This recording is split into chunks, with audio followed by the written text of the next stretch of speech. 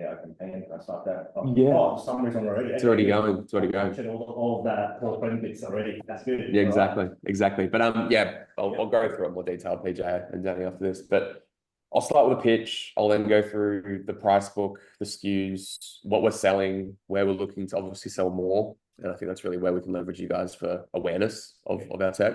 And then, in terms of the deal reg portal, the marketing portal, that has all been sorted as of yesterday. And then you should get emails within 24 to 48 hours. So you just get a generic email from support@BigID, sales@BigID. Right. And then if you don't, let me know, and I can follow up again. But that we've split all the accounts because you guys are under MTech India. Yes, that's what I saw. I was like, the MTech Pro was registered under MTech India. Correct. You somehow managed to create an account under MTech India. I don't know how that happened, but I actually ended up. Yeah. No, I got rejected.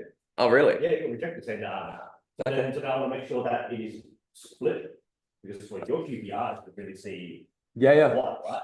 So that's very important. What I'm looking for is just treat us as pretty much don't know what data is. Sure. In a way. Sure. So keywords is important. Industry compliance is important that you see. Yep. Mention this in your sales. Mention this for the partners, but then always remember that we are very partner facing. So no end users unless required. I'll treat it as you pitching a prospective partner, and then also what customers are looking to drive as well, right? Yes. So. Easy. That sounds like a plan. So, long story short, I'm sure you guys have seen these slides quite a fair bit. There are a few additional slides I'll share today in terms of personas, which I think will be important, especially when you're talking to partners that specialize in security, governance, privacy, or governance or compliance. Sorry. So, quite simply, this is directly from our C-suite. Is we want to do two things with our partners to their customers, which is we want you to know your data and we want you to control your data. The questions we help you answer with the know your data phase sound very straightforward and simple, but they're very hard to do and almost impossible to answer within an enterprise, right? And by enterprise, we're talking 250 users is our smallest customer, which is a small law firm called Watling King, all the way up to 8 to 10,000 users to 50,000 users with AIA that we recently sold in Hong Kong for them to deploy in Australia. So questions we like to use are like trigger points. Like if you ask a customer, do you know exactly what type of data you have, where it lives, who's got access to it, should they have access to it? And using those as probing questions to sort of get them to go, oh, actually, no, I don't, or I know maybe I know a little bit of what data I have, but I've got no idea how to measure it, how to understand why it lives in 365. I don't know who's sharing it to what location. And that's really where you can start using that to build the scope of, okay, if partners are having conversations about data security, what does that actually mean? Like, what are they actually looking to protect, if that makes sense? Are they looking to protect secrets relating to executives? Are they looking to protect just generic PII, which, seems to be very prevalent at the moment? Are they looking to protect it in the cloud on-prem, or are they looking to migrate it? From a compliance perspective, it's very much about, okay, we've got regulations in the market. Does the data match what our frameworks are telling us to match in our organization? So if we say that when information on Danny gets shared or created in MTech, is that being assigned to PJ because PJ is Danny's boss? And is PJ following the protocol of how he's sharing, moving, that data to other team members or to other platforms? Privacy is probably the biggest. Privacy is basically GDPR or CCPA. It's one of the biggest regulations that's going to be coming into our country. And we're one of two technologies that can do that end to end. You said GDPR, and what's the other one? CCPA. CCPA. Right. Yeah, so CCPA is the US, and it's essentially a regulation that lets you know exactly how you should be handling your data. And if you get audited or if you get breached and you're not handling data as per that policy, executives can get instant dismissal.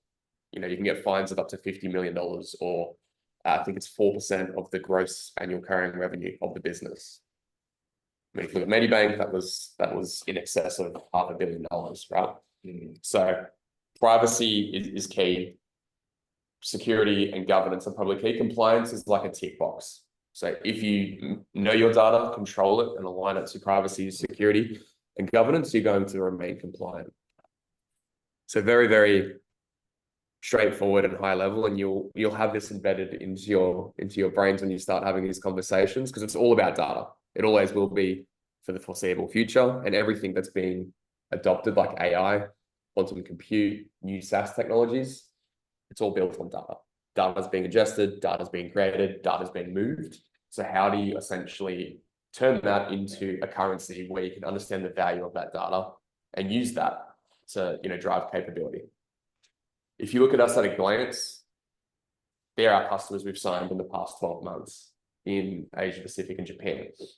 If you look at our biggest customers in Australia and New Zealand, we've got University of Sydney, Australian Payments Plus, RACV. I'm trying to think of other big ones as well. We just won University of SA. We've got some very big things going on with 2 of the big 4 banks, where it's between us and another provider as well, Security AI.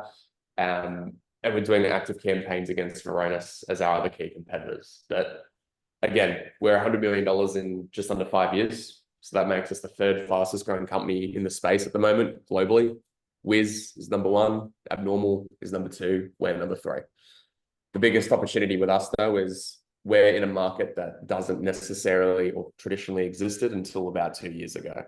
What drove that was regulation. So, if you look at our growth comparative to Abnormal, it's not as fast, but we're so much more than just selling email security for $40,000, $50,000 a year.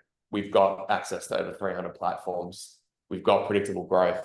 We know with our Proofpoint business that if we can do QBR styled engagements to drive more sources, it's the same conversation. We're not trying to sell a different technology. We're trying to do the same thing on other platforms that they use. Very, very simple. Do you know your data in 365? No, let's scan it. Do you know your data in Google? No, let's scan it. Do you know your data in Mongo, Databricks, like mainframe? No, let's scan it.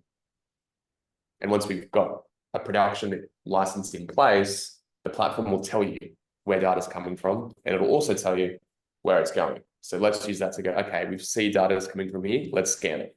We're seeing data is going to ServiceNow, let's scan it. Very consultative, very services heavy, and that's probably something we'll talk about with our partner recruitment strategy. It's a lot more than just doing resale. And that's really where, the big 4 love us, but at the same time, we don't want the big 4 taking budget away from our personas, right? If they're charging $500,000 a year to do a POV, not really a lot of room to buy a product, right? Unless you go to other, personas. So that's sort of us at a glance. Partners like this for 2 main reasons. Fast growth, we're cloud native. We can be deployed anywhere at any time to scan any data source. And we've got backing from over 180 different ISV partners.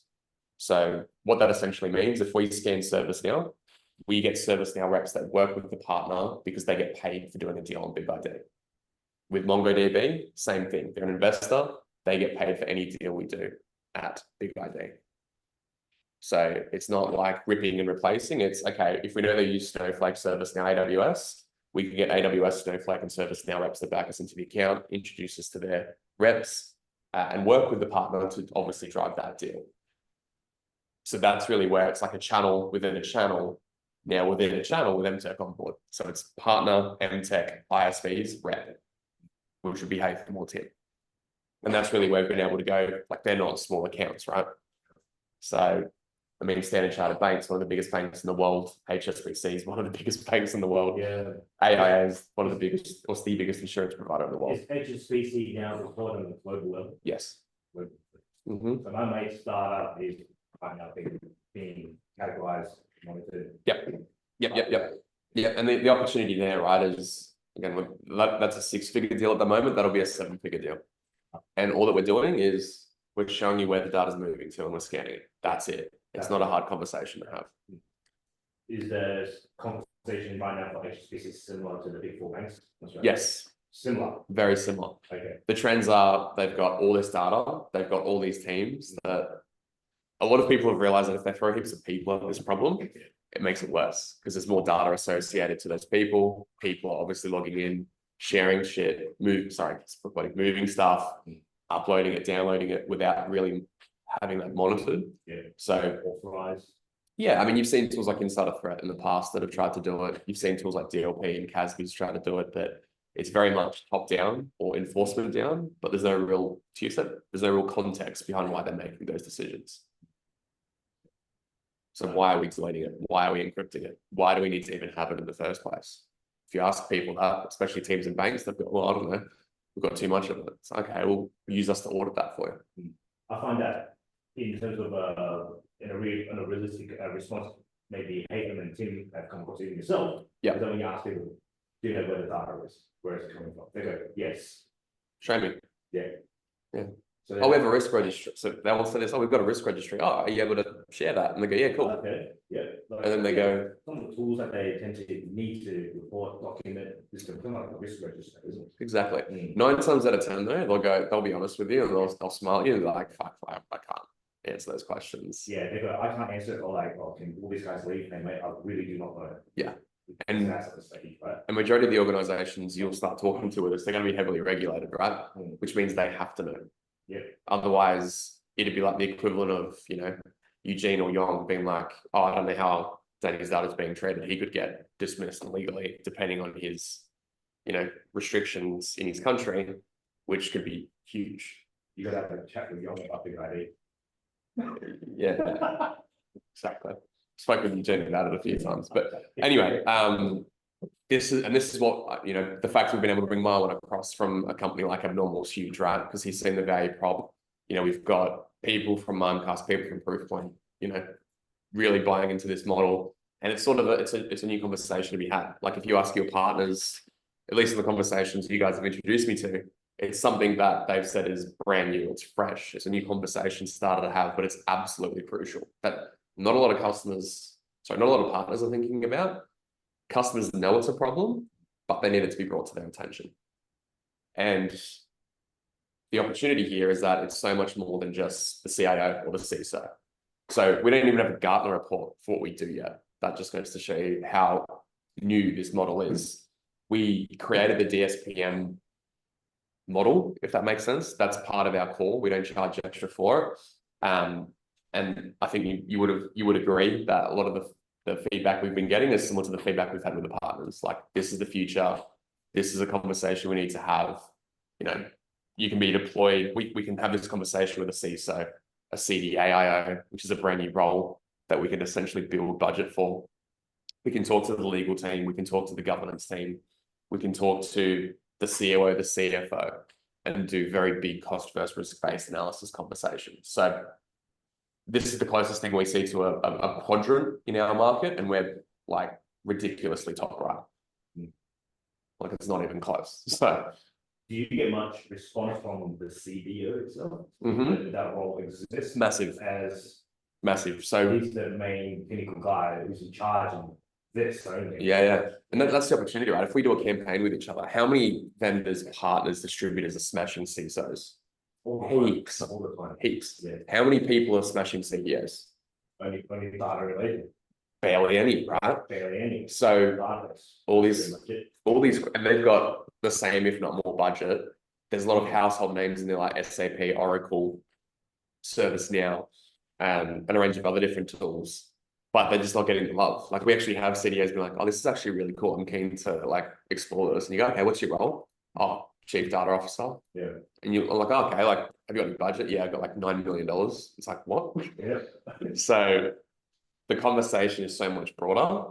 But on top of that, if we get access to the CDO and sell to the CDO, we can go directly to the CISO because it's the same level, if that makes sense. Or you can go directly to the COO, which the CISO reports into, or the CIO report into. So for us, it's like, how can we sell wider with MTech through your partners to get access to those personas? Because we know we've already got access to scale that out. Very, very straightforward, simple conversation we want to be having. The challenges we're seeing in the space, I think this is good for everyone to know. Again, I won't go through it into too much detail.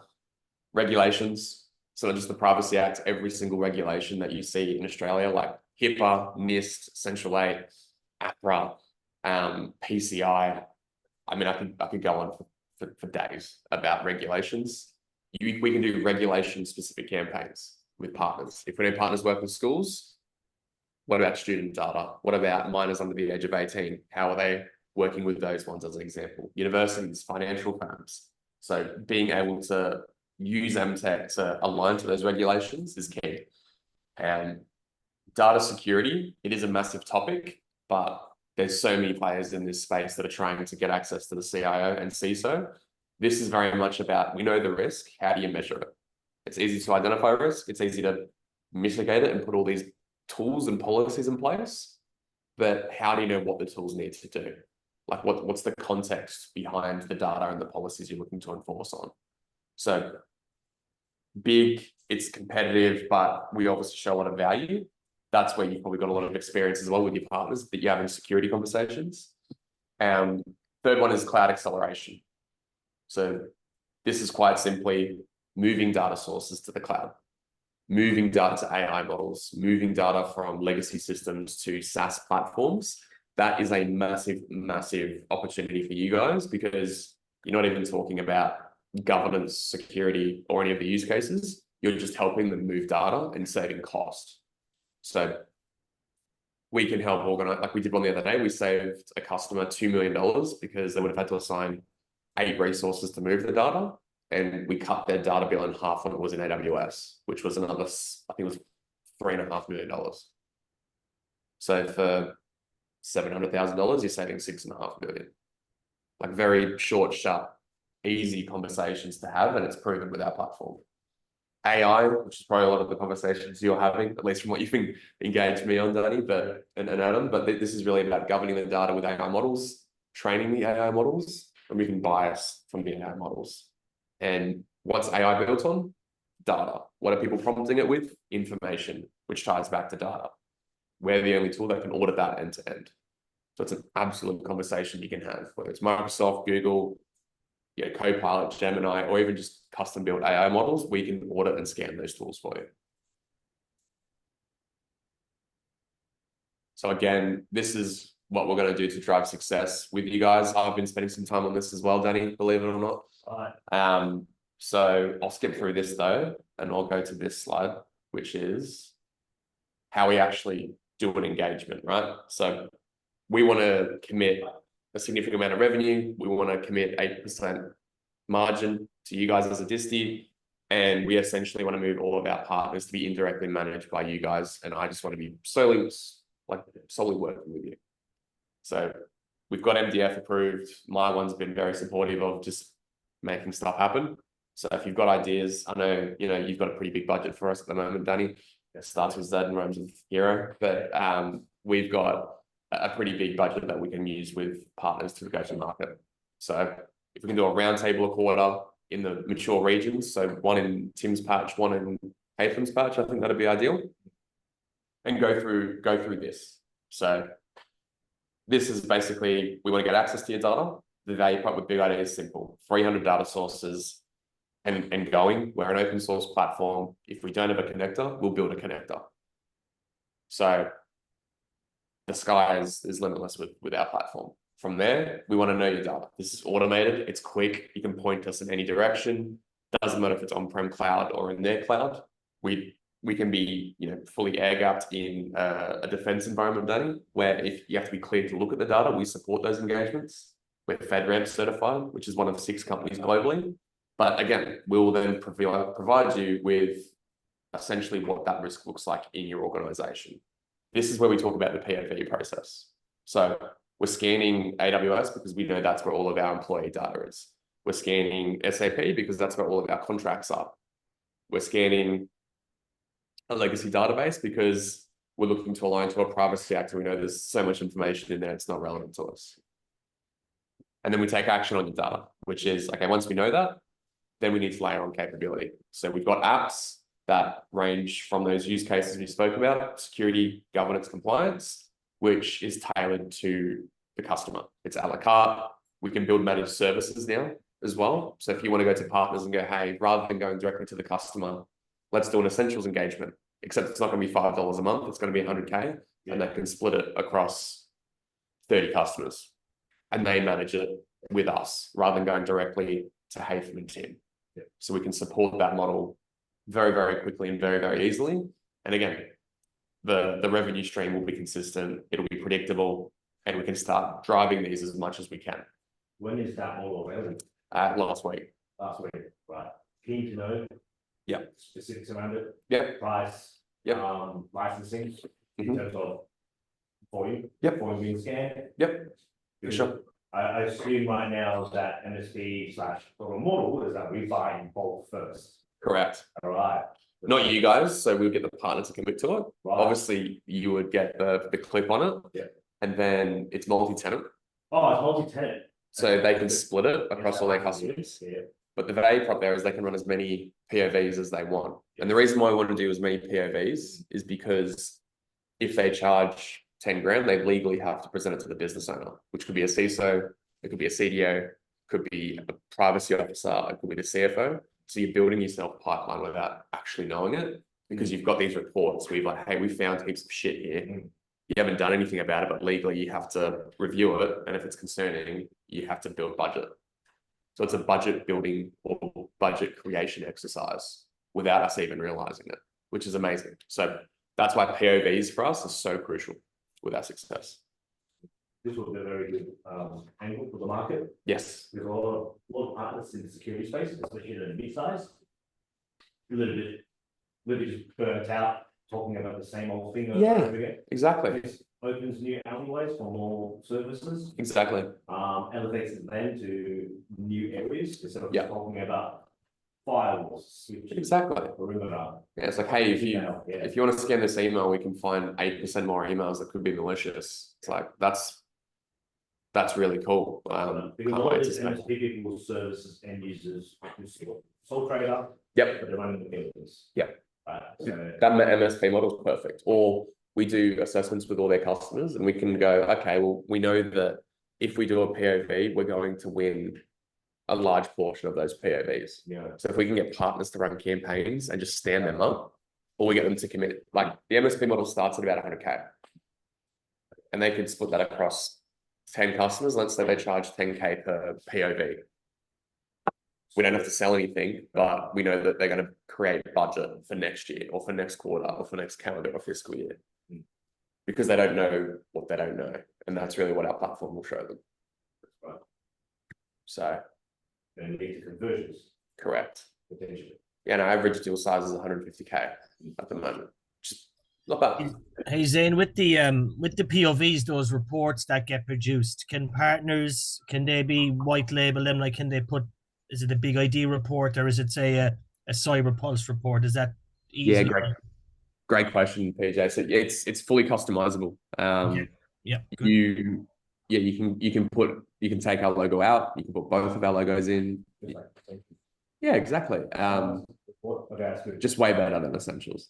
Yeah. But the other thing I'd say as well, Danny, is not Danny, PJ, is you can also frame it a lot of other different ways than just a POV. Mm-hmm. So, call it a privacy readiness assessment, call it an audit if you want, auditing report, executive risk report. It could be a data risk assessment. It could be an AI adoption assessment. You can call it a range of different things, which I think is important, going back to, partners having different relationships and specializations. Like I was talking to Paul Friend this morning, he wants to do data risk assessments, and then he wants to do AI audit reports and do campaigns, like separate campaigns for both. But between us, we know it's going to be built on BigID, but he's going to hit CISOs with one report and CDOs with another report. Yeah, cool. That's good. Yeah. So that's really where I think we can lean on you guys to just spruik that message. And if we can get 2 or 3 POVs a month going, which between us, we've already got like 3 or 4 about to go live that will push through you guys, we're going to close 1 or 2 of those a month. So exactly. And then we'll have QBRs, we'll hire more team or more people, which I know, PJ, you want to hire more people as well. And if we can commit to that revenue number and we can commit to run rate business, I think that's going to be key, because we've got big deals. They're going to drop, but they're not going to drop tomorrow, if that makes sense. Yeah. So how do we build a run rate business quickly? That's essentially what my focus between now and the end of this year. Yeah, I'll focus on some bigger MSP partners. Yeah, for sure. Like for example, next on there, keen to chat. I'll include you on that. Or actually got that whole enterprise, so they can get both. Yeah. Well, they've also got the biggest ServiceNow practice. Yeah. As a managed service partner. Yes. And guess who the only partner is that can scan ServiceNow end to end? BigID. So it's a natural fit. Yeah. Like we can just do a ServiceNow assessment and monitor workflows and do remediation, which no one does. And we can get, like for University of Sydney, we got a letter of support from the CEO of ServiceNow saying ServiceNow uses BigID internally to scan all their assets. We're an investor in BigID, and we recommend that for all ServiceNow customers, they use BigID to audit and scan all of their assets within ServiceNow. Yeah, I'd also talk to your marketing person about this as well too, and potentially you may want to team. Vendors are doing it as well, meaning that back partners. Recommendation, the customer also gets a bit of a discount as well too. No, for sure. So then it gets waived all the way down. For sure. Then everybody gets benefits from this cross-selling recommendation. Yeah. We can absolutely do that. And that's where we'll lean on you guys, where we're at that shape and size where I think we've got a relatively predictable business for the next 2 years, 3 years. Like the window is absolutely there. It's like a proof point Mimecast situation, I feel. Like there's only really 2 providers. We don't see Microsoft as a threat, which I think is a massive opportunity. We see it as a collaboration sort of opportunity. Unless Purview comes up, which again we can sit behind Purview, but we can scan everything. I'd love to have that conversation to convert those sales managers. Exactly. Need to be made. Exactly. This is important. Purview is important. And the cool thing is, if we run out of contacts in the in the partner with the security space, like, oh, let's target data. Let's target all these other personas and target all these different platforms. That's right. Platforms as well. Like for example, SAP, we're the only tool that can scan all of SAP on-prem and ERP. People are spending between $8 and $30 million a year with SAP. With multiple versions, multiple not working live versions as well. Phased out versions. So we're also endorsed on the SAP marketplace with you guys. There are investors of ours, and their SAP reps also get paid to sell BigID. Like it's ridiculous. We've got so many people that are incentivized to work with us. We just don't have the time because the channel's so large. And now we've got you guys. We can absolutely go that. Like, hey, if we go, oh shit, this customer uses SAP, I'll go, yep, I'll call the SAP rep and connect them with Danny and Adam to then funnel that in. So it can be very, very powerful, very, very quickly. Our problem is scale and resources. We've got 2 people. One of them started 4 months ago, which is hateful. So. There was a fun question I had about your unstructured data analysis. Images. Yes. How does that get? So because like there's structured with context, database, fair enough. Email more unstructured, but an image definitely. Computing. So we've got fingerprinting. So how does? So we've got a term, we've got a classifier called OCR, which to make it really straightforward, it's optical character recognition. So similar how we would read a file to provide context, we'd scan the image to look for words. But as you can appreciate, if you've got absolute like dog shit handwriting, there's obviously going to be, discrepancies there, but it'll be like Google Translate, where you hover your phone over a photo and it'll actually document it and read it and then try to look for pieces of PIR that we found in a database. We found in AWS. It's pretty good, to be honest, but the differentiator there is not just going to scan an image and go, yeah, it's an image and it belongs to Adam because he uploaded it to G Suite. It's like, yeah, it's an image. Here's potential PIR we found, or here's data that's redundant because we've already built that relationship with our correlation engine. So we can actually read the content within an image as well with OCR. And just playing by a very simple scenario, like a photographer, very well-known photographer company per se.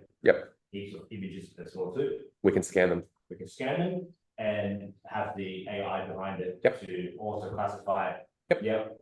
This is actually for whatever because it came from this album and all that. Just by looking at it. What belongs to this project? This person took the photo. These people are sharing it. This person left the organization and it's copyrighted to him because he took the fucking photo. I don't know. He took the photo, so delete it. We can do that. We can move it to the right location. We can delete it. All that. Yeah. Right, and all of this. Okay. We can see if it's been duplicated. So someone's maybe like put it in Teams and send it to Danny as an example. Like we had a really funny use case with like pornography, where we were able to look at the photos and actually link it to where it's actually going and how it was being routed to with OCR. Oh, right. Yeah. Speaking of pornography one, verifying use case with another vendor we used to carry, that is mainly sold to HR to pick up actually images and is pornography shared around the company. Yep. But then that product failed. Why? Because it will be her on the weekend in a bikini, just enjoying the sun, but then the system, like again, who will pick it up as pornography because it will scan the skin color and deduct that this is less, she's wearing less than 95% right now. You know? Okay. It's not the best use case, but then if this can better that, and all that will be. We can cross-reference it. Good. Yeah, we'll correlate it. We can match it to other systems, other pieces of like other values we've scanned on that image. But yeah, it's a great use case. Yeah. Okay. But yeah, we can scan. What else was I going to say? We can also scan messages. So if you're saying, "Oh, Danny Tam's like a fuckwit in Teams or Slack," we can look for that. Okay. So we can scan messaging tools and definitely not encrypted messaging like WhatsApp. No, not encrypted, but like corporate supported messaging tools. Yeah. We can scan that. We can scan email. Yeah. Okay. Yeah. Or we can go, how come Adam is sharing Danny's credit card number on Teams? Hey mate, why is he sharing his credit card number on Teams? Because we've built that relationship with Danny. Like, is that because he needs it for some form of ID? Is it because he's trying to use it as fraud? Is it actually Adam that's using, like, trying to get his, like, siphon his value out of the business? So we can track that as well. Okay. That's good. A strong correlation. Yeah. So to answer your question, yes, it's called OCR, and we can do it not just in like specific platforms where like it might be uploaded in G Suite. We can look for those images in structured databases as well. So it doesn't matter how it's structured, we'll do the same process. So you'll see a theme. I know it's probably a bit like full on at the moment because if it was anything like me, I was like, Jesus, this is making sense. But it's consistent the whole way. Like, how do you do OCR in here versus here? The exact same. How do you do classification here versus here? The exact same. Even if it's structured, yes. Process is the exact same. Do you do correlation in cluster analysis and classification and everything? Yes. Like, nothing changes. Cool. So this slide here, this is really just to showcase the portfolio. Trigger questions are good here because a lot of people go, oh shit, you scan mainframe. Oh, you scan pipelines. Oh, you scan this, and this. And then you can use that to go, look, I'll send you the list, but it'd be great to understand exactly what your estate looks like. Because whilst they might have a use case from Microsoft, and we know they use SAP, we can go to SAP and say, what are they doing with you guys? And then potentially trigger an opportunity from there as well. So this is very much about building your opportunity together based off what assets they have. I'll go through this very quickly because I feel like I've already chimed through this a lot with you guys. But that's right. okay. So how do we know your data? This is the money slide. This is what partners love. This is what customers are going to love. The left-hand side of this slide is really just reinforcing what we spoke about on the last slide, right? Doesn't matter what you have, where it lives, why it lives there. How we're going to do it and how we differentiate is very key. So everyone can name 5 to 10 different classification vendors that just look at patterns and regex modeling. Regex models.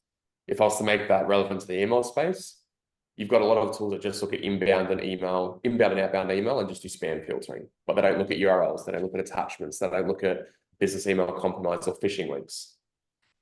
Our ML and our patented technology is everything outside of the spam filtering, but through the lens of data. So what that essentially means is we can go into the data and read the content. We can scan content within images. We can scan content within files. We can scan content with every single piece of information we scan. Why that's relevant is because we are able to look for the pieces of PII or the code or the secrets, but we can also see how it's been referenced in those documents or in those images.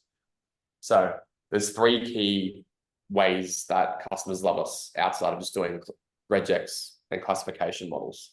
One is called natural language processing. Natural language processing, or NLP, basically means we'll read the document.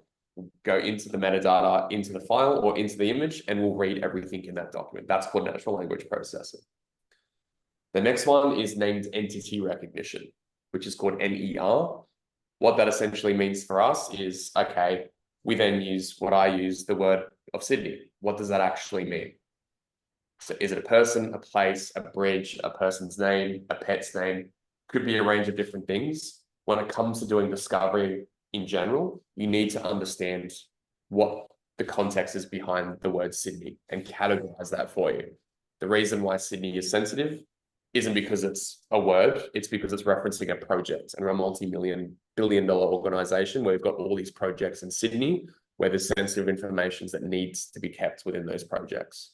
Or maybe Sydney's a celebrity and a specific organization has information on that person. Maybe Sydney's referencing, you know, a home loan application, but we need to know the context to understand why that's the case. That's really where we differentiate, and that's when, again, nobody else in the market can do that the way we do it. Cluster analysis becomes very powerful once you've done that.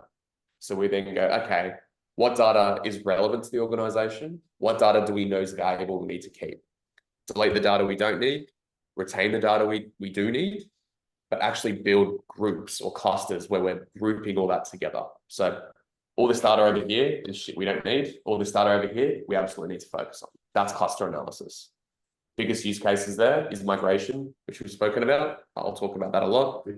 Knowing what data you need to move and why, deleting the data you don't need and why, and understanding that data is being scattered. So deduplicate, profile the information, and leverage that to essentially know the journey you're going to take the customer on or the partner on.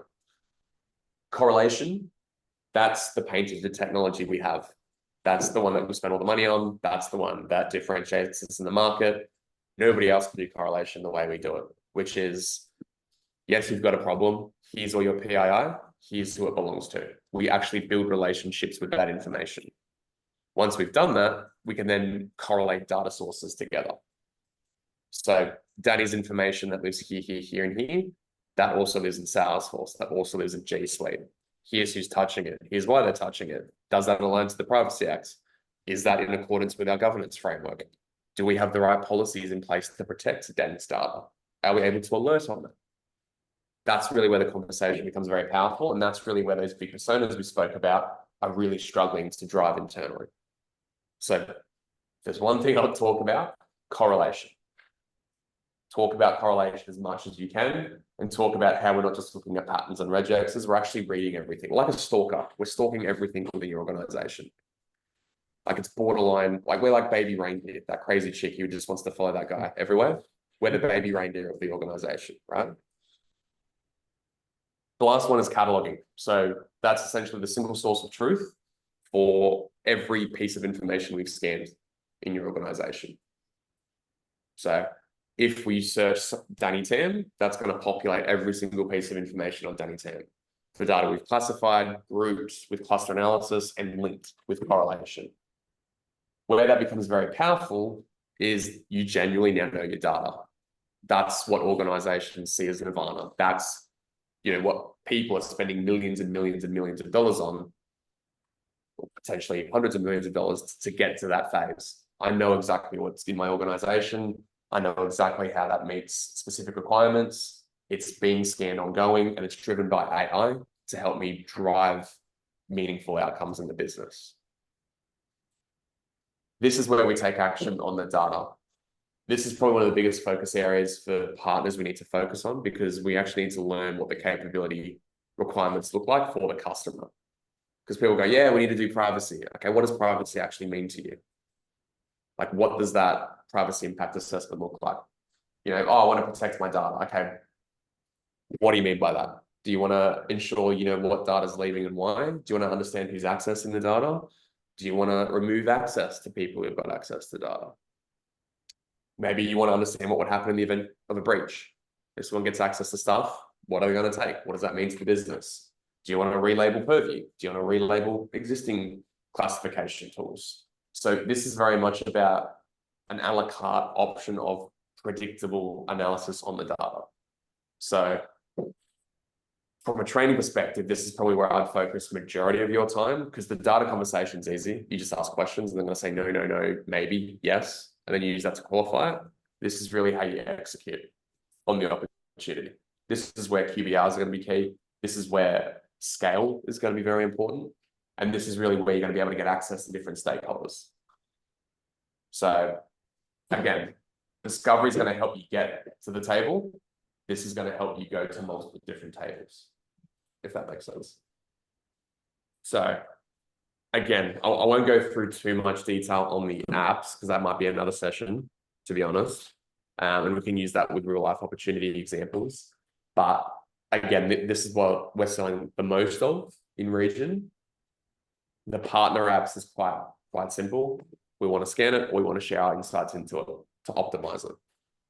So CyberArk's a great one. Adam, Wiz is exploding at the moment. We've got a very big play with Wiz, Snowflake, Databricks, Purview, ServiceNow. There's over 180 that we can share that into. So conversation-wise, you can speak to one customer for a year about BigID if you really, really wanted to. But being able to find the fastest path to revenue is key here. And that's really where our app store can be our biggest opportunity, but also our biggest threat, because you're going to spend heaps of time talking about it, different apps. Any questions on that? It's a lot to take in, but yeah. There's a lot of angles. Yeah. Even when you're talking to partners, right? Like everyone's like, yeah, I want to align to the Privacy Act. There's a massive opportunity. It's like, okay, cool. What capability do you have? None. Okay, but you want to go talk to a privacy officer, and lawyers know their shit, right? They know their rights. Yeah. So when it comes to talking to a lawyer or a law firm, like you need to absolutely have capability. So maybe it might be worth talking about our security suite or even our data suite to build that predictable analysis, leverage the platform to have that story for you. So then go, hey, we've built a map. We know that all these users in your organization need to have consent and they don't. And they go, oh shit, well, I'm liable for this, this, this, and this. Like they're actually reading their rights to you because we've got the data telling them that they're fucked if they don't fix this problem. Yeah. So again, we'll have more conversations. We've got dedicated cert tracks that we've got ready for you guys as well, to go through this in more detail, and we can quiz each other, test each other. You know, we're all going to make mistakes. We're going to find little pieces of gold in there as well. You're going to find niches, which is all part of, you know, the enablement process that you guys will get access to as well. Adam, and anything from your end make sense? Beautiful. Haytham, anything you want to add? Great. Ecosystem. So going back to the partner apps, this is what that looks like. Making it very clear on security and data. We don't want to talk about SAP if we're talking to a CISO, because they're not going to care. You know, we want to talk about our integrations more holistically. So one of the conversations I wanted to have with you, Danny and PJ, is what does your security ecosystem look like? I know CyberArk's a big one, but like other big players, or if they're not on there, these, again, there's a lot more on there. We can build capability with MTech because it's an API. So if you say you want to connect us into, what was it? SolarWinds, we can build an API. And then when you talk to your partners, it's SolarWinds, BigID, CyberArk, blah, blah, blah, blah, blah, blah, blah. And that's a conversation we're having with a few other, like for example, MTech India want us to build capability. They want us to build capability with ForcePoint. We've now got to connect them into ForcePoint because that's one of the biggest DLP providers over in India. Again, food for thought, but that could be part of our scale strategy to build capability where we're not just going to be talking about vendors that aren't supported in MTech's portfolio, because we obviously want to back you guys with those engagements and enrich those conversations.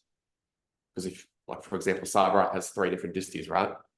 But are they going to have a distie that can provide them context to their privileged users through their data, regardless of where it lives? No. So you're going to be able to help them answer questions that no other distie could help them answer. So that's value added. So again, yeah, exactly. Personas. So the first one, CIO. Biggest thing we're seeing with CIOs and CTOs, digital transformation.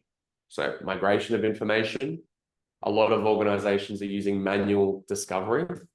They're getting a lot of false positives. They're not able to get value from their information. So when it comes to transitioning to unstructured sources, and unstructured is basically anything SaaS, anything that's in the cloud, anything that's new and upcoming where you can share it, blah, blah, blah, blah, blah. That's a massive issue for CIOs and CTOs at the moment. The dangers from a cyber perspective, quite simple. How do they discover and protect sensitive data and other types of data that are meaningful to them so they can address vulnerabilities, they can ensure compliance across the enterprise, not just across Microsoft, across every single part of their business. Another big one is financial inadequacy. What we mean by that is they get a budget. They obviously spread that out to existing technology and products. But again, how do they assess the data risk? Not a lot of organizations can actually measure their data risk and give you a metric.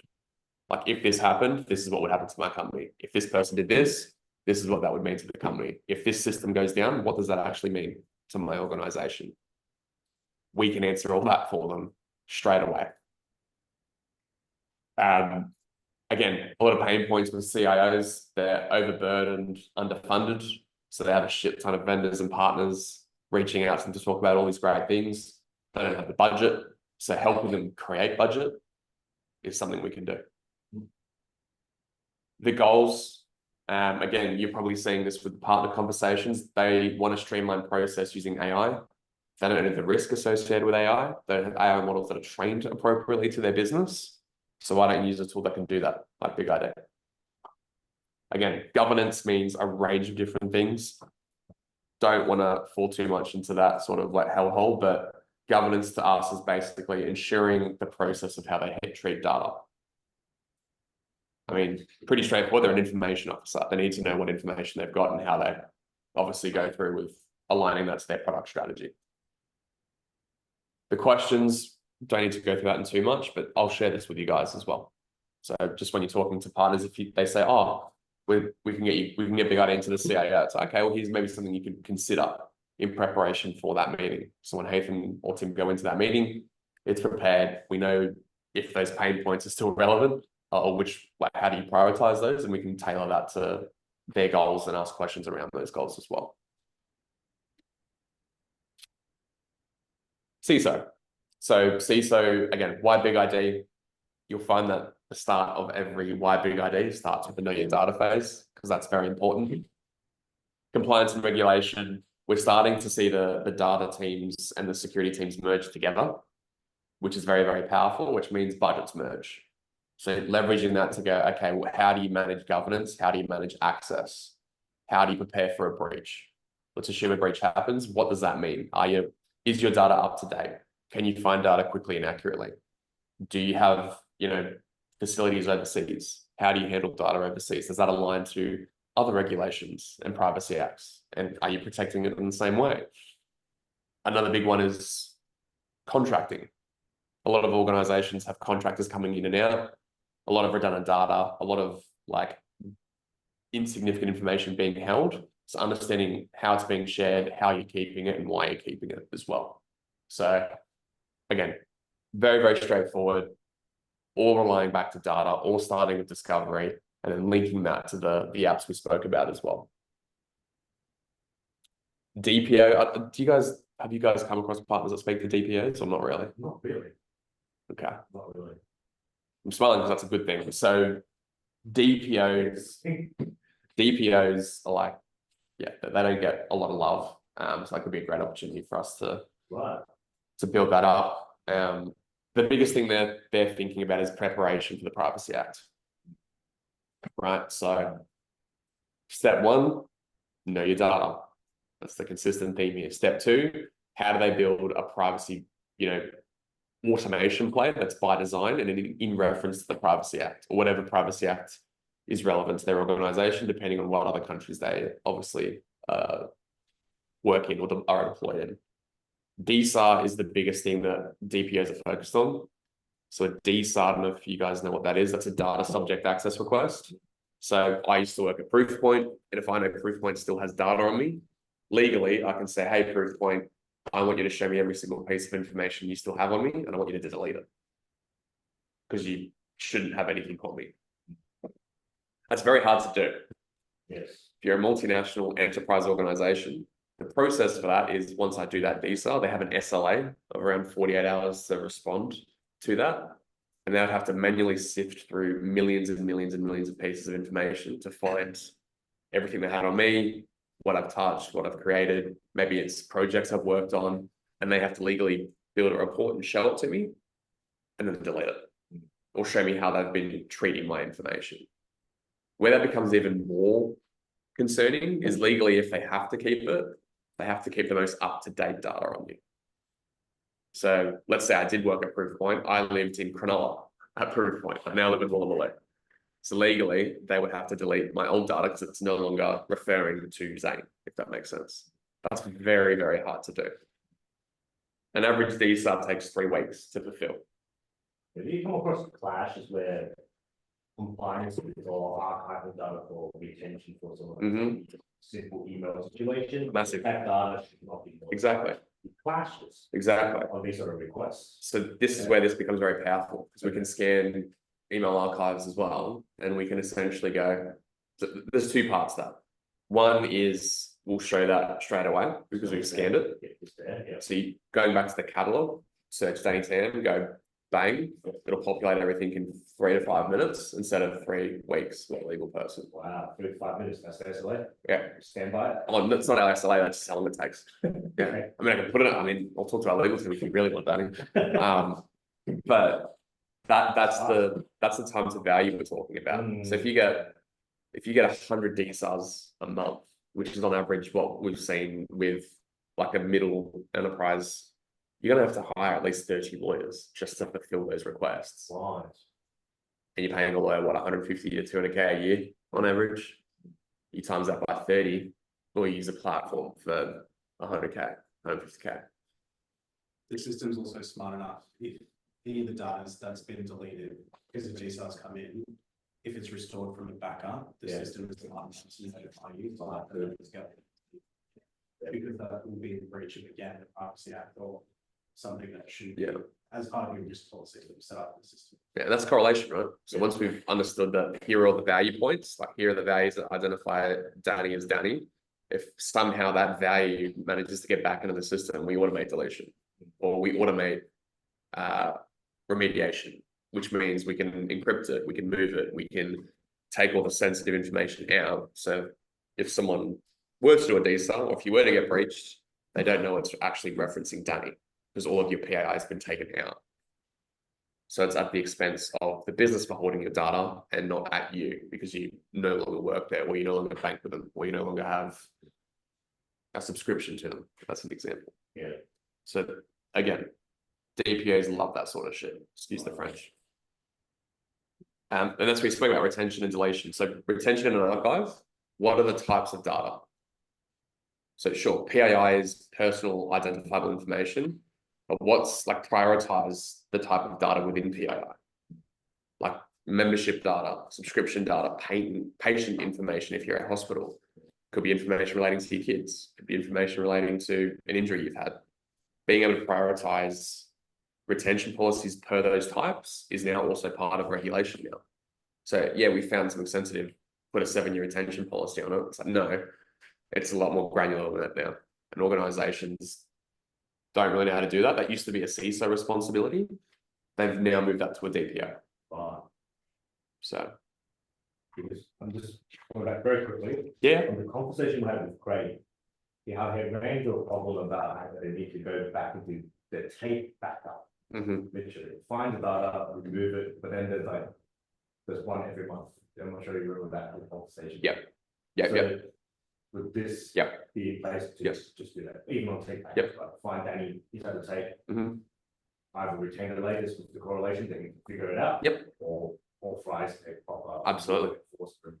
We could also look at the data that's going into the tape. If data is being recreated or duplicated in the tape, absolutely. Right. And let's say it's going to another unsupported system, and we probably already have a connector that we can build a connector straight away.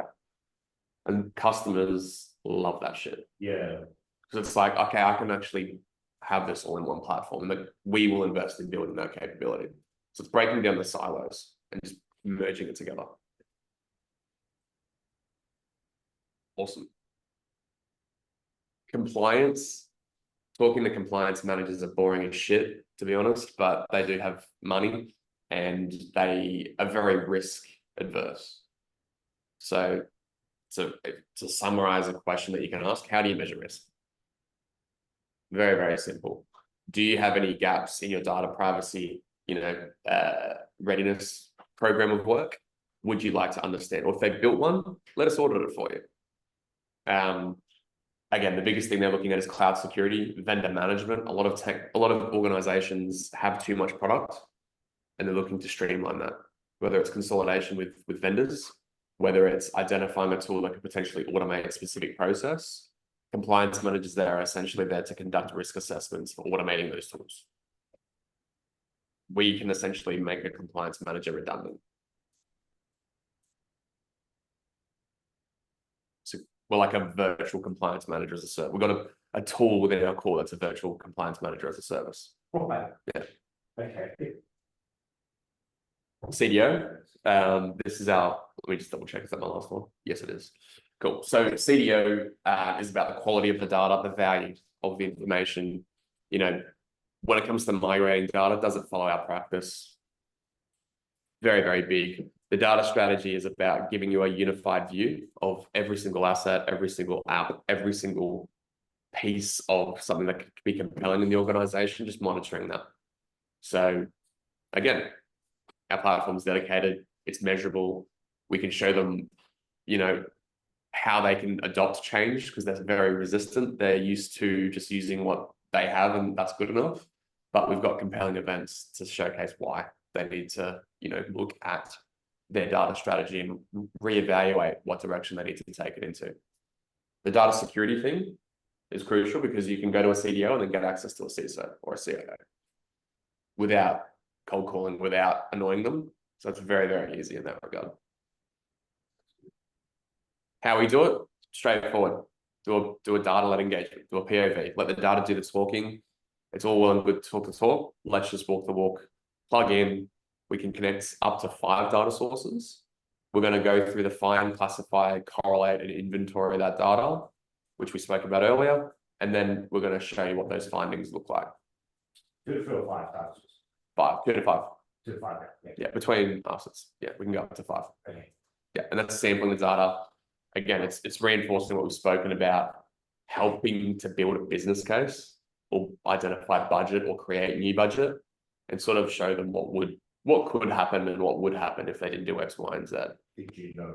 Yes, correct. There's more data sources to make it. Yeah, but being very specific in the data sources we plug into, right? Like we're plugging into this because we know this is where the crown jewels are. We're plugging into this because we know we're a retailer and this is where all of our loyalty program data lives. We're plugging into this because this is where all of our HR suits or lawsuits are being stored as well. Or this is a technology we're about to adopt and we just dumped heaps of shit in there. Let's audit it. Yeah. And we can link them all together and then analyze the findings with each other. This does 2 things. It qualifies our pipeline, showcases that it's a real opportunity. B, it might not be an opportunity now, but it will help us build budget for next fiscal year, next calendar year, next financial year. That's really where these become powerful. So we can predict off how many POVs we do a month or a quarter, how much we're going to do with them, or how much that translates to revenue. Any questions on the POV stuff? Cool.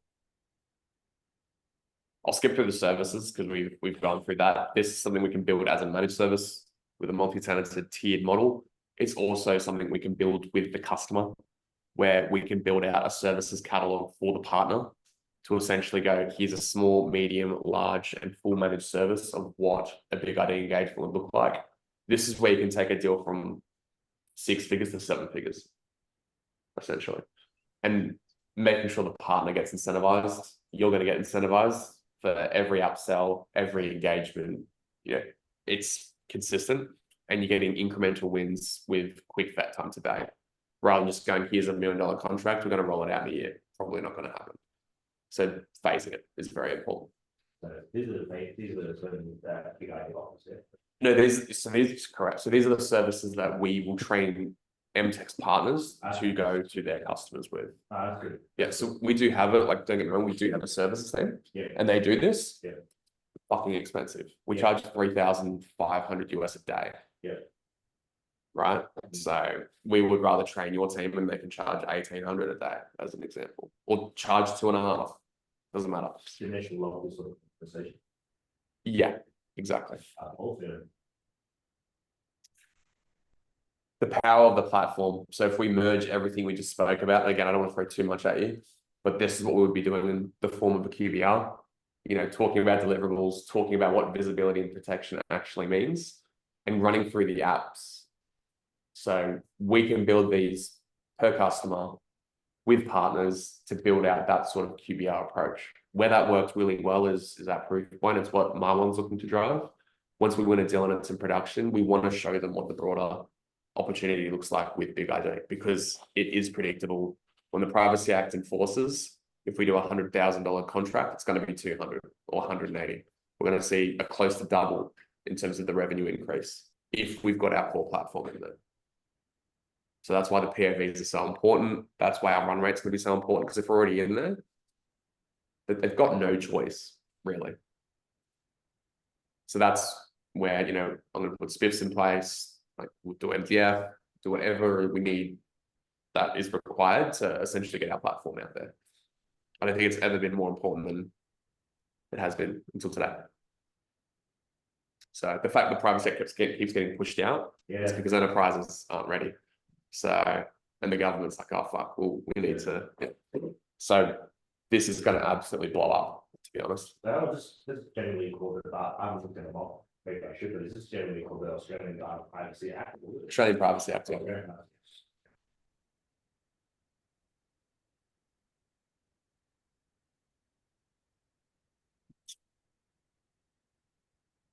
Next steps, again, I'll go through the quoting and everything as well, but share the go-to-market plan for Australia and New Zealand. I think that'll be really important, you know, PJ as well, to go through that. With partners, partner mapping, account mapping, Haytham and Sim aligned with what the use cases are that we'll take to market. I like to share plans on a page, so we can track it in our QBRs, where we go, hey, this is what the goal was for Q1, 2, 3, 4. Did we meet that? Yes, no. What can we do better? How can we keep executing? Because we just don't want to be clipping tickets. We actually want to build a business and really explode with you guys, like what we've been able to do in the past. The proof point playbooks, I think, will be really cool. So sales playbooks for your partners, sales playbooks for MTech, and just building them out from scratch, to be honest, and making it relevant to the local market. The partnership timeline is basically like what milestones we want to get to, and we'll reference that in the plan on a page, and just reviewing that regularly. I mean, I want Tim and Haytham to be in here regularly. We want to be taking partners out regularly. We want to be driving a shit ton of POVs, and you know, we can do that. We can sort of do that by ourselves, but I think the value here is, you know, we've got your office, we've got your relationships, we've got our relationships. Let's merge them and like really test what we can do in the next 6 months, at least, between now, well, not 6, 5 months between now and the end of the year. So that's the pitch, high level. Well, not high level. That's how you would want to pitch to a partner. Yeah. For the like, I've told PJ, I've told Danny, if you need me to be on any call with any partner to talk about anything, or if you just want me to take them out for dinner or drinks, I'll do it with you guys. Just let me know. But I think every partner we've spoken to, none of them said, oh, I'm not interested, or I don't think this is something, you know. The fact we convinced Craig in one meeting and he's sending us emails about his wine fiesta with Lena and all this other shit he wants to do, that's a very good sign of the capability of our platform. And our team, I think, you know, Marwan's really well known. We're well known in the industry. We've worked with you guys in the past. We know what you guys are capable of. I just think we need to really just execute. To be fair, it's not rocket science what we're trying to do here. So who's doing the Zoom right now very much? Yeah, we know who's who on the zoo, but we just need to work out like there's where all the giraffes are that have all the money. Let's feed them. Yeah, let's get them to eat. So In terms of how you want to go from here, I mean, I'm happy to share. Let me just move this.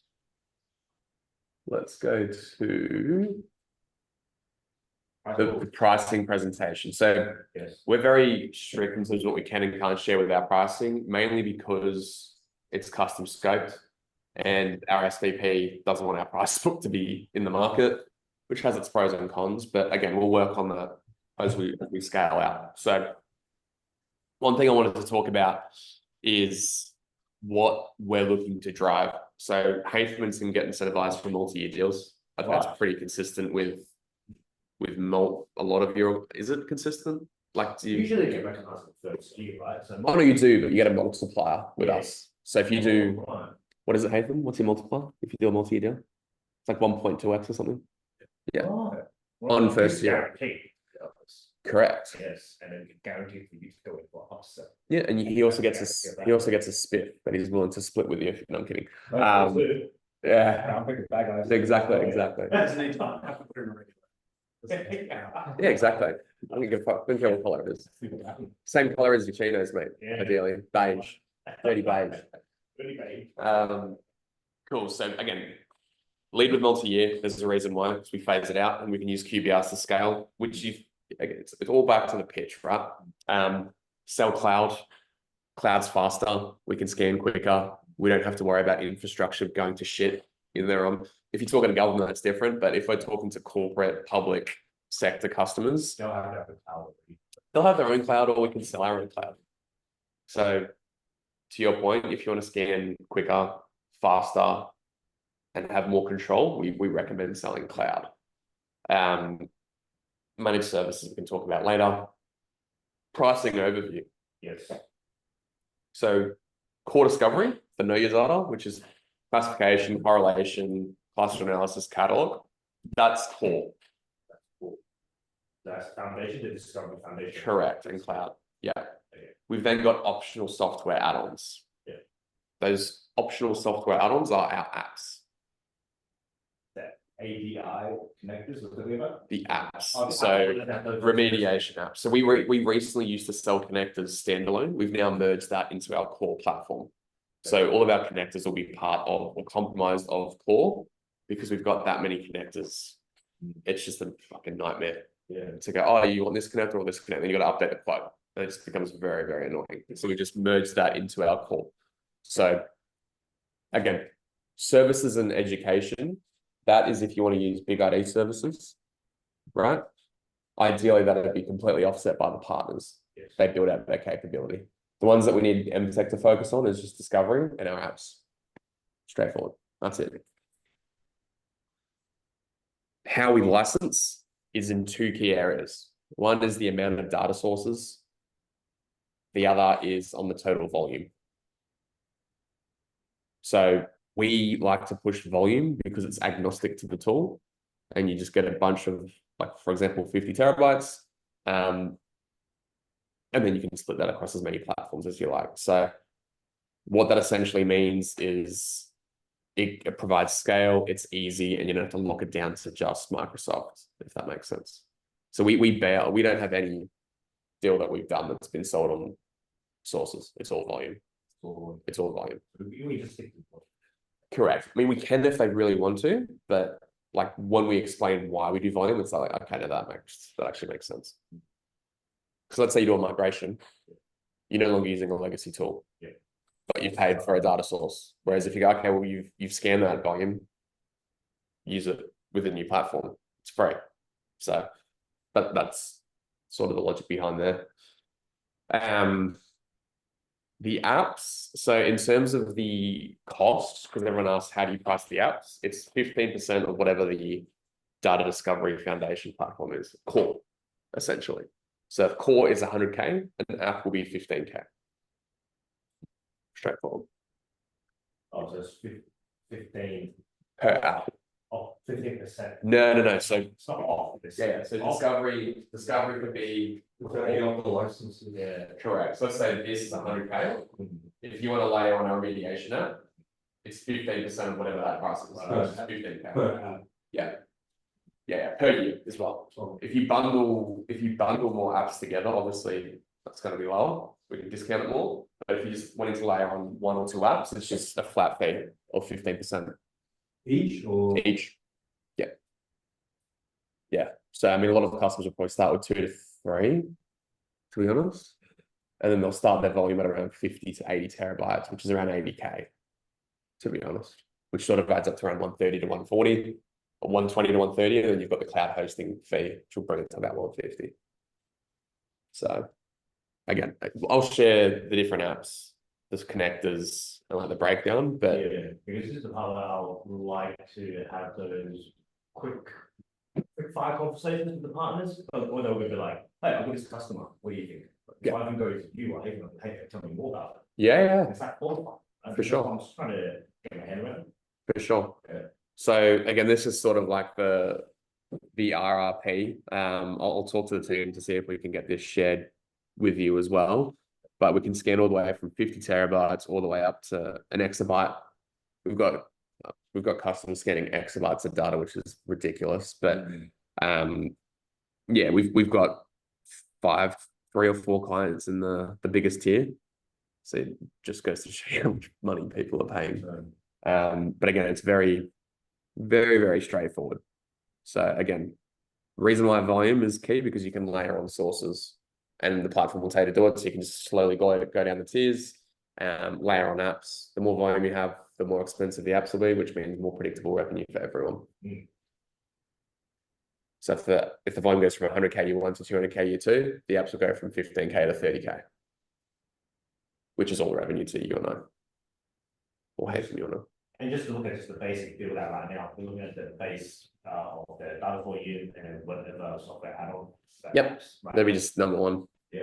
Yeah. And then That's RRP as well, by the way. yeah, that's good. Yep. That's good. So there's the RRP and there's like the 15% of the number of apps that Yep. we figure out. Yep. Now, how often does each quote you've seen that have like additional stuff, like audio and stuff? I know they're all like. Yeah, great question. You need each case, but then in general, you see all these other stuff as a, is there like any minimum requirement, let's say, if you were to get a Minimum requirement is 50 terabytes, terabyte? 87K. We can discount that relatively heavily, like between us, but we don't want to discount it heavily. We want to make as much money as possible. Usually we'll see a customer purchase 1 to 2 apps. 1 to 2 apps. On the just the entry level platform. Okay. They'll make it cloud, so cloud level 1 is more than enough. That's just compute to scan. So if you were to like add everything up, you're probably looking,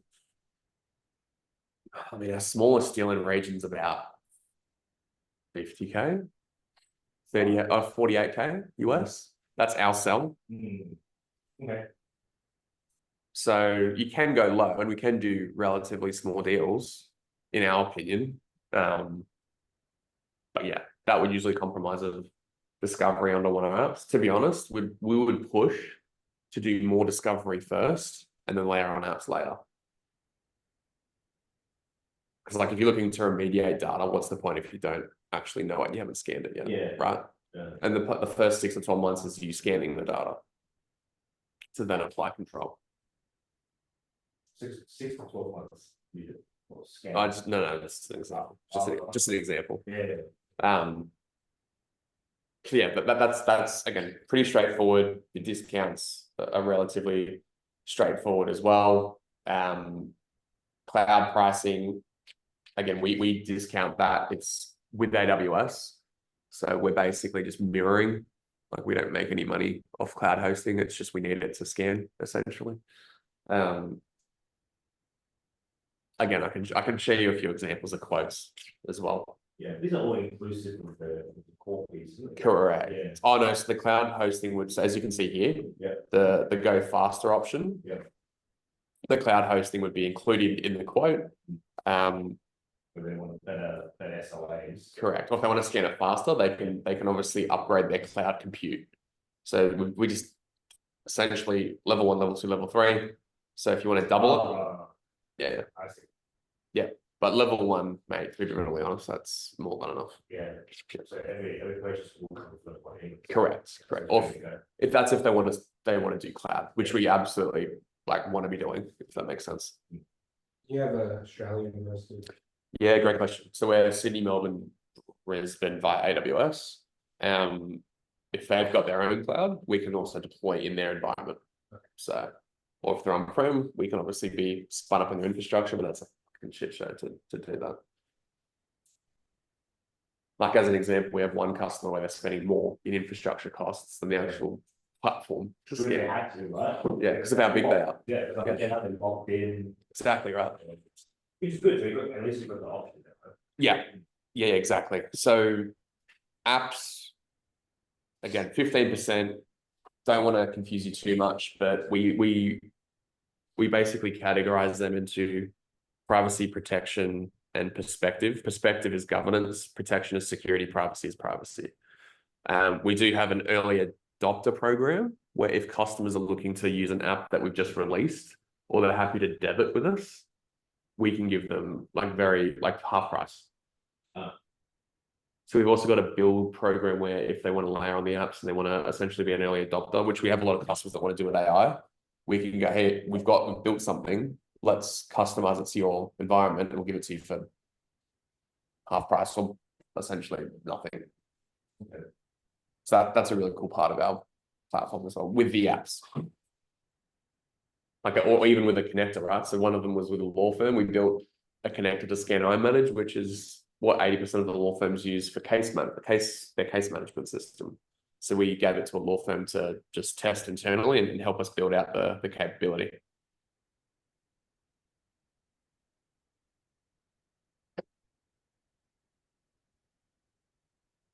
Again, we'll get some examples sent across to you as well. I'm trying to think what else we can share. You got the SKUs list available? We do have a SKUs list, which is based on a calculator. Let me just have a look here. I do need the SKUs. Yeah. Just to get it in our system populated and ready to go. Okay. So just like every license SKU? Yeah, okay. every license SKUs you have, I do need a description to just go along with it. So instead of just like, you know, big, or something like that. Yeah, no, what does that mean? You know what I mean? But then that is more for compliancy sake or order processing. Let me. Yeah, okay. So let me put a note down actually. Shit. Okay. This price, did it go along with that? Will be nice. We'll make a list, you know. Yeah. Share that. But it's something for me to reference if I want to have like a imaginary conversation about this possibility, and the guy tells me, hey, they actually got more budget there. And I'll be like, wait, yeah. We can get it over the line actually.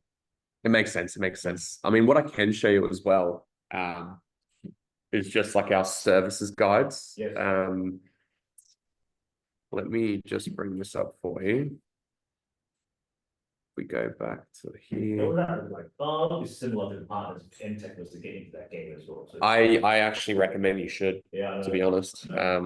Actually, it could potentially be an additional resource that you guys can lean on us for. Exactly. Pre-sales, demo, all of that. Yeah, and then that's probably more once we get some runs on the board. Like I think the biggest thing we want to do is make some money for each other, right? So let me just get this up. I've just put a note in there, Danny, to get you some info there, just on the SKUs, the RRP book. SKUs, description. Then you just let me know, I guess I can see in time what is the more popular SKUs, because start getting all those populated in our system as you want to. Yeah.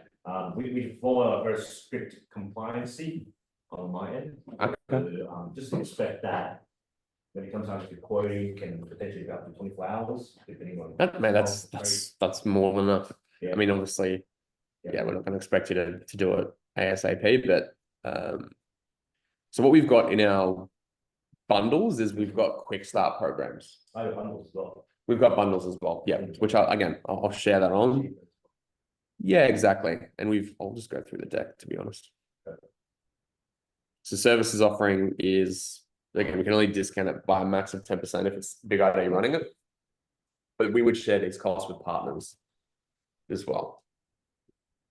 So we've got partner assurance. Partner assurance is really good because instead of charging them 80 grand, you can charge them 20 and we'll train the partner. So we can do 2 or 3 engagements and then they will shadow every engagement and they'll work with our engineers, project managers, and customer success managers. And once they get enough confidence to do it themselves, we can offload the cost to the partner and they can charge whatever they want.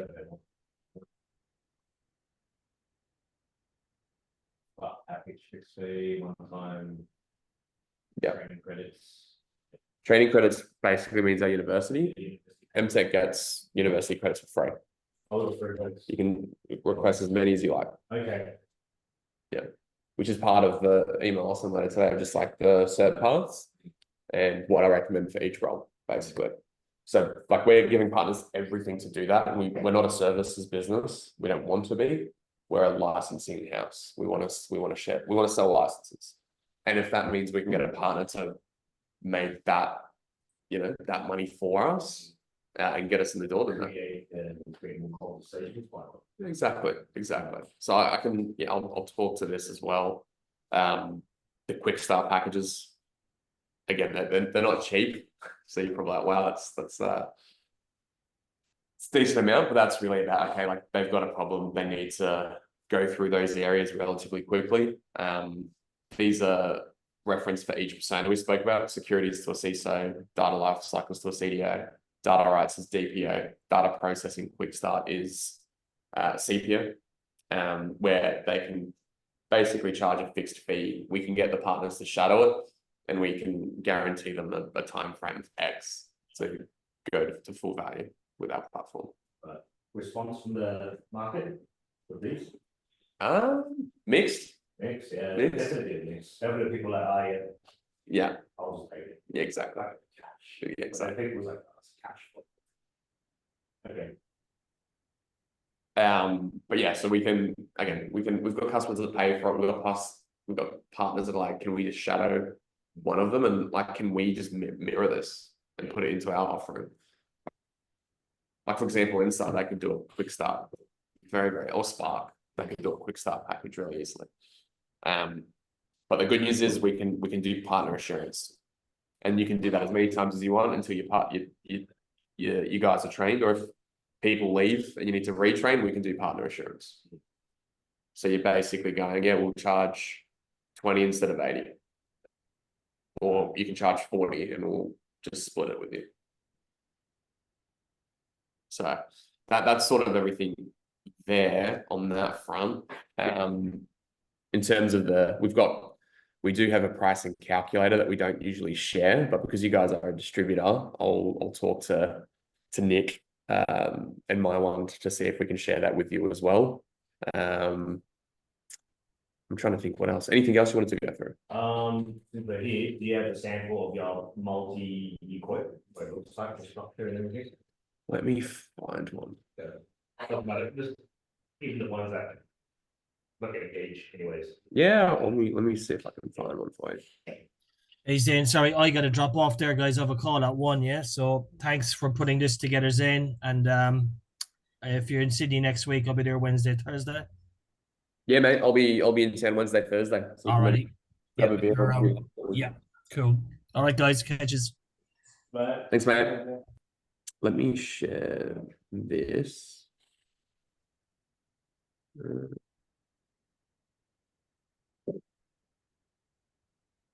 Okay, so I'll share this quickly, which is essentially just an example of how we would quote type thing. So let me share my screen.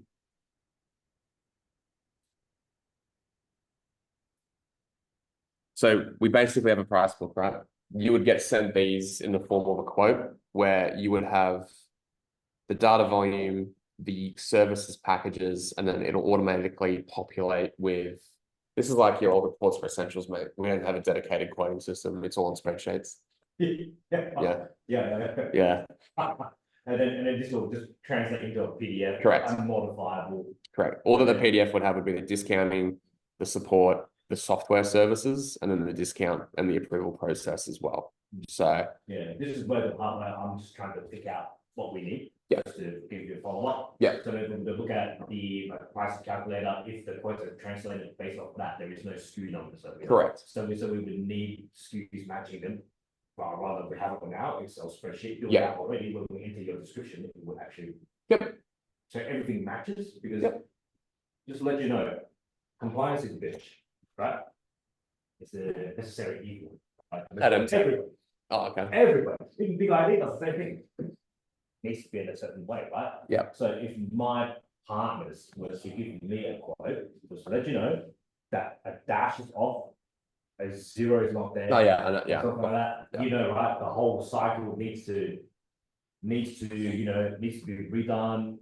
We need official confirmations, we may even need to re-quote and all that sort of jazz, because on your side, a compliance is that it needs to match up as well too. Correct. It must match downstream. Yeah. And as you know, partners can get quite lazy or whatever, they're like, oh yeah, whatever, here we go. You know, based on our quote. Problem I've seen, an example I could bring back is like Crispin, right? It would be like, your one's a bit easier, but Crispin was literally like, Only a little bit though. No.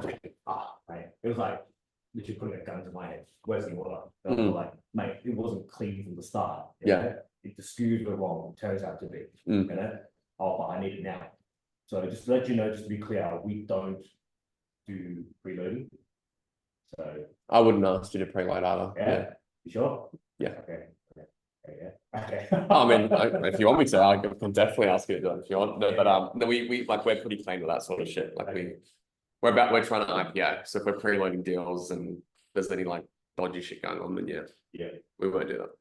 Was there something specific you wanted to take a look at the pricing and all that? So do you have like an actual, so since that's your quoting tool, do you have like just a quote you can show without numbers? Like your quoting? I don't like Share something that you could share. Okay, so what are you showing on the quote, like in terms of? Yes, yeah. So what are we showing on a quote? Yeah. Great question. So what we're showing on a quote is the apps they want to buy, the integrations they want to buy, and the data sources we're connecting into. What we then provide is essentially, to be brutally honest, these tables here. It's in a PDF format, which is what's the ACV cost, what's the TCV cost if it's a multi-year deal. We quote the bundles. They will have SKUs on them, which we will send to you. Okay, that's fine, as long as it's. Yeah. Is there something, if it's like, it doesn't really matter if there's no SKUs or not. Oh no, we will. How are you presenting it? We will provide a SKU in a form of a PDF that will directly reference this. And all that we're going to go is, okay, what apps are they? And then we'll bang, bang, bang, bang, bang. And then we would get the partner to match that as well. Or we would send that to you, then you would send that to the partner. Yeah, definitely. I can just build up a very simple feed lookup. We can, anyways, and then when we quoted, I made a template. we can maybe send you just an example of a blank quote with no customer, because I've got customer ones. Yeah, which obviously it's can't a share. blank one. I'll send a blank one. Yeah. Clean out whatever, like, obviously, details, pricing, Yeah, easy. But it's, I mean, look. just a rough, your average, like, Yeah. sorry, your most common Yeah, and bundle, whatever. all that is just how we build it. Yeah. Basically, so we tick it, it'll then go, yeah. Yeah. It's not like, it's not overwhelmingly like visually. Oh, it looks like a piece of shit. Yeah, it's not. Like I say, I was looking twice as much. It's not going to take long. We usually make it look better, right? Yeah, exactly. Yeah. That MTech logo looks Yeah, gorgeous. Yeah. Multi-year, maximum 3 years, or are you I guys think- thinking with 5 years? Max is 5. 5. And are you only presenting 3 years? Sorry. And you're only presenting 3 years? No. We can do 1 year. We can do. I didn't want 3. Yeah, ideally 2 to 3. Yeah. Is 2 years to annually bill? Yes. Yeah. So we're not going to ask a partner to like commit to 2-3 years up front. They'll commit to the term and then they'll commit to an annual billing payment. Yeah. Through us, is that language also in your quotes? Yes. Yeah.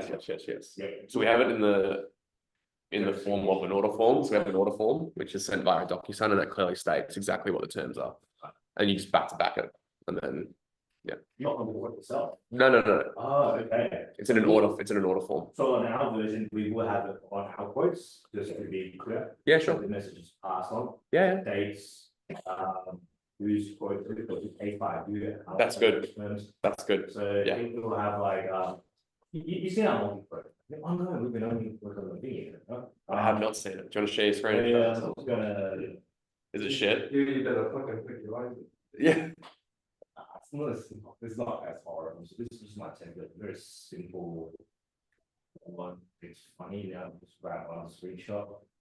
I'm gonna go and announce this. Yeah. So it's not overly complicated. It just really clearly states the conditions that we'll have to honor. It's definitely non-cancelable or amendable. Cool. So, it's basically the partner quotes that will close it by when each year, how much is going to pay us, how much they're going to be owing us, the invoicing, what numbers. So then it's quite simple. And after that, we build the body from there on. But then we will have to standard in like literally this color. So that'll be in every quarter. Okay. Yeah, in every quote. Is it? So what's your hedging percentage? Like if it's USD to AU? Or do you just it fluctuates, changes very often. Okay. Preferably every day? preferably our quotes, we do try to keep this consistent for the partners. So then for something like an order that is way out per se, that we know it's going to close in 2 months' time. Right. It will be a little bit more higher. Okay. So compared to the one that we definitely know is next week, a quarter month, ready to go, just need to refresh it right now. Yeah, okay. So then usually start from 7 days to 14 days, and then we try to keep that That's as good. consistent as possible. What if are you just gonna so if we just license, do you want us to license to you in USD or AUD? Because usually we do US. Usually US, how's your AUD? I can ask. Yeah. I know it's not the best. Yeah.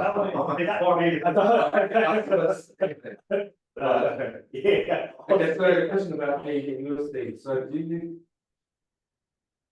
Obviously, you guys, obviously that's the most preferred option. USD, sorry. USD is preferred? Yeah, for you guys to us. Yeah. Okay. We do have, I'll share, I remember from Proof One days, yours was pretty high.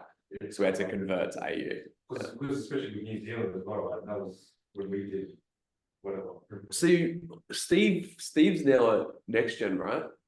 He was XM Tech. I think so, Yeah. Oh, yeah. So do you guys go there much? Like, are you on the ground or no?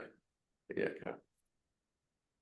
But you do have relationships with partners over there, like Spark and a few other. Spark and inside. What's the other one? Spark with you the divisions, right? Yeah, because you're dealing with Pat Barmer. Sorry. Do you deal with Pat Barmer? Okay. Because he's the cyber director for all of Spark. He was ex-NCT. We dealt with him at Proofpoint.